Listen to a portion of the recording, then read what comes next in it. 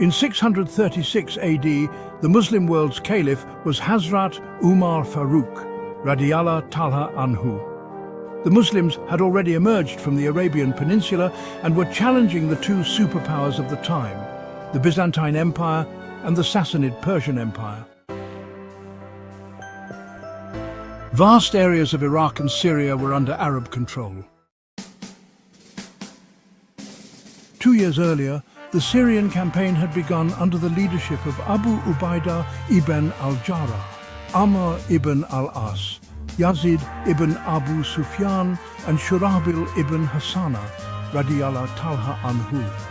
Following the orders of the then Caliph Abu Bakr, Radiyallahu Talha Anhu, the great warrior Khalid ibn al-Walid was transferred from the Persian front to the Syrian front. Under the leadership of these 5 generals, the Muslims conquered many cities of the Byzantine Empire.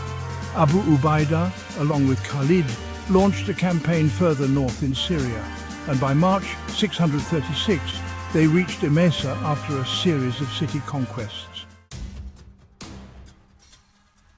Observing this, Byzantine Emperor Heraclius grew anxious. He decided to resist the Muslim forces with full might. Emperor Heraclius formed an army of about 200,000 soldiers, comprising Russians, Slavs, Franks, Greeks, Romans, Georgians, Armenians and Christian Arabs. The multinational Byzantine force was organized into several commands. The daring Armenian forces were led by General Vahan. General Kanatir led the Russians and Slavs, while Generals Gregory and Derjan commanded the all-European forces. Christian Arabs were led by Prince Jabala. Heraclius appointed Vahan as the chief commander in the battlefield. At that time, the Muslim forces were divided into several fronts.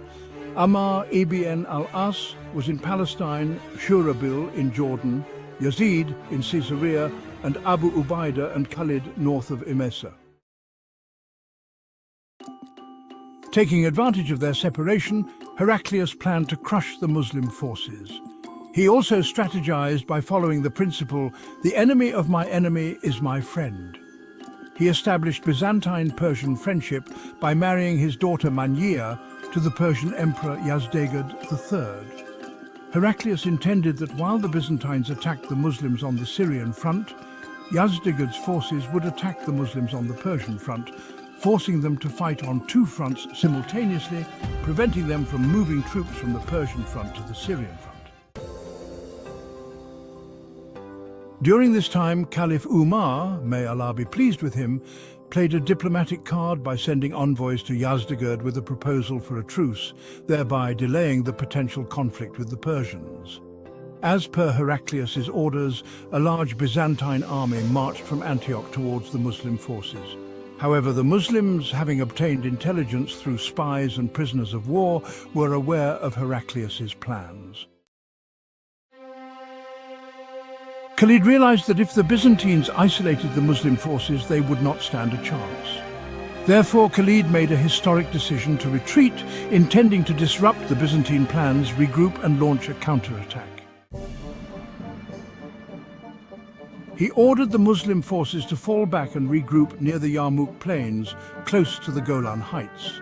By March 636, Khalid had gathered about 24,000 to 40,000 troops at the Yarmouk plains. Although overall command was vested in Abu Ubaidah as per the Caliph's orders, Abu Ubaidah handed over battlefield command to Khalid due to his valor, strategic prowess and leadership qualities. Within a few days, General Vahan arrived at Yarmouk with approximately 150,000 troops. Initial Muslim sources reported that the Byzantine army numbered around 250,000, while early Roman sources estimated it at about 140,000. However, modern estimates suggest the Byzantines engaged in the Battle of Yarmouk with around 80,000 to 120,000 soldiers.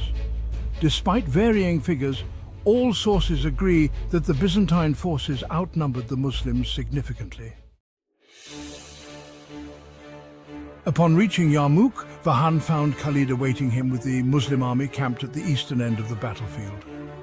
Khalid's strategic positioning forced the Byzantines to camp at a disadvantageous location at the western end, facing the sun from morning till noon, while the Muslims had a clear view of their adversaries. Furthermore, the Byzantines' camp was positioned next to a deep ravine, and the Muslims benefited from the Caliph sending reinforcements daily in small groups to their eastern camp. The Byzantines initially proposed a negotiation for a settlement. General Gregory met with Abu Ubaidah at the Muslim camp, proposing that the Muslims leave Levant and never return. Naturally, Abu Ubaidah rejected this offer. Meanwhile, the continuous arrival of reinforcements under the cover of daylight, with the sun in the Byzantines' eyes, created an impression of an ever-growing Muslim force. The Byzantines, fearing that prolonging the conflict would only strengthen the Muslims, decided to commence the battle as soon as possible. On August 15th, 636, the formidable Byzantine Empire and the emerging Muslim Empire faced off in the plains of Yarmouk. The two armies, comprising hundreds of thousands of soldiers, paraded and prepared for the impending clash. The Byzantines divided their forces into four wings: right, left, center-right and center-left, each led by a general. General Gregory commanded the right wing, General Kanatir the left, General Dayajan the center-left, and General Vahan himself the center-right. Khalid similarly organized his forces into four divisions. General Yazid led the left flank, General Abu Ubaidah the center-left, General Shurabil the center-right, and General Ammar ibn al-As the right flank. Khalid also divided his cavalry into four units, deploying one behind each wing and keeping one as a reserve. On August 15th, as per the custom, champions from both sides engaged in single combat. Several duels saw Muslim champions overpower their Byzantine counterparts. Subsequently, Vahan ordered an advance of a segment of his forces. The Byzantines initially launched an attack, with the Muslims adopting a defensive stance. As soon as the Byzantines came within range, Muslim archers began shooting arrows, but this did not significantly deter the Byzantine advance. Soon the infantry of both sides clashed, and by the end of the day the Byzantines retreated with minimal Muslim casualties. Vahan devised a new plan to launch an early morning attack on the second day, hoping to catch the Muslims off guard during their Fajr prayer. However, Khalid anticipated such a move and prepared accordingly. The intense battle on the second day saw the Muslims initially struggle under the Byzantine assault, with the right and left wings falling back. As they retreated towards their camps, Muslim women admonished and encouraged them to return to the fight. Motivated by the women's defiance, the Muslim forces regrouped and re-engaged the Byzantines, with Khalid's cavalry launching a successful counterattack. On the third day, the Byzantines targeted the Muslims' right wing with a renewed and fierce assault, causing another temporary retreat. Recognizing the Byzantine strategy, Khalid again intervened with his mobile guard, stabilizing the front and forcing the Byzantines to withdraw. The fourth day proved critical. The Byzantines, focusing their attack on the previously weakened Muslim right flank, managed to push it back once more. However, Khalid's timely intervention with his cavalry turned the tide. He then ordered a concerted attack on the Byzantine left wing, which, combined with a series of 3 assaults, forced the Byzantines into a retreat. The Byzantine cavalry archers then launched a heavy assault, causing many Muslims to lose their eyes, including Abu Sufyan. This day became known as the Day of Lost Eyes.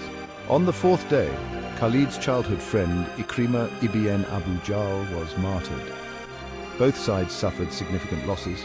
Whenever the Muslims were on the verge of defeat, Khalid's reserve cavalry would launch counterattacks, disrupting the Byzantine advances. As the days passed, the Byzantine army's numbers dwindled.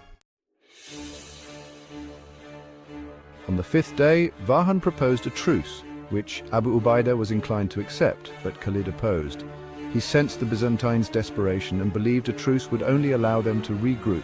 Khalid aimed to destroy the Byzantine force entirely to prevent any future threat. On the sixth day, Khalid decided on an all-out assault. That night, he dispatched his cavalry to block the Byzantines' only escape route. On August 20th, the battle commenced with a duel between Abu Ubaidah and Gregory, ending with Gregory's beheading. The Muslims then launched a full-scale attack, taking the offensive for the first time. Khalid's cavalry, with their fierce charge, overwhelmed the Byzantines. Vahan failed to reorganize his troops, leading to the collapse of the Byzantine wings. The Byzantines, unable to escape, were either killed or forced into a ravine, with only a few managing to flee. General Vahan was killed, and about half of the Byzantine army perished, while Muslim casualties numbered only in the thousands.